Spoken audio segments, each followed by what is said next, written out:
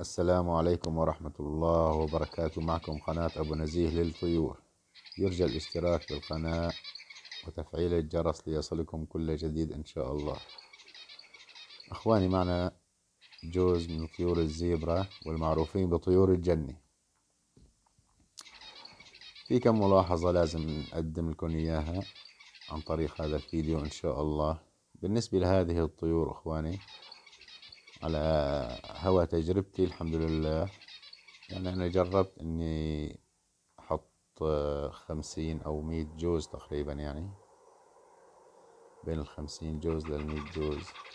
حطيتهم بقلب سلكي ارتفاع 2 متر، بعرض 2 متر كمان، بطول 3 أمتار. كمان حطيت لهم شجر بالنص، شجرة ما فيها أوراق طبعا، بس أعواد، عبارة عن أعواد خشبية يابسة. حطيت عليها أعشاش، وحطيت بالحيطان أعشاش، ثبتها على الحيطان عشان يبيضوا ويفرخوا داخلها. بس من خلال تجربتي من هذه الطيور، صارت لما تلاقي جوز بايض بقلب العش، في جوز ثاني بيكون بده يبيض كمان. الجوز يلي بده يبيض جديد بيجي بيسحب الخيطان من العش الثاني اللي بيكون فيه بيض، فهذا بسبب انه يوقع البيض من العش ويؤدي الى تكسير البيض. واذا كان في فراخ كمان اخواني، شو بيصير؟ بيسحبوا الخيطان،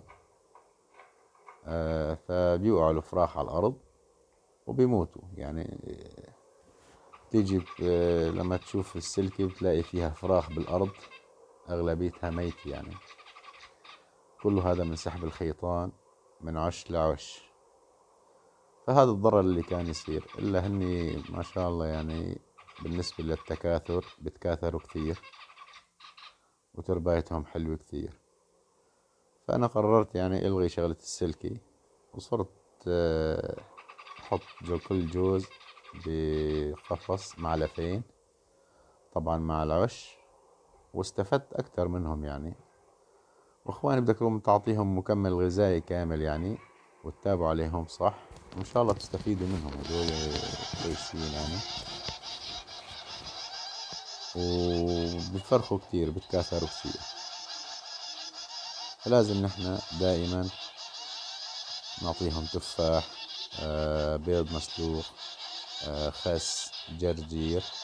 بس لا تنسوا مثل ما ذكرنا بأول الفيديو إنه بتشيلوا الأوراق وبتتابعوا على العشاش تبعاتهم، مشان ما يخلي الأب أو الذكر أو الأنثى بيسحبوا الخس بيحطوه عند البيض، فبيفسد البيض لأنه رطب الخس. فلازم نتابع على هذا الموضوع هنا، ونعطيهم مكمل غذائي، وإن شاء الله تستفيدوا منهم كثير. ولكم جزيل الشكر. دمتم سالمين، والسلام عليكم ورحمة الله تعالى وبركاته.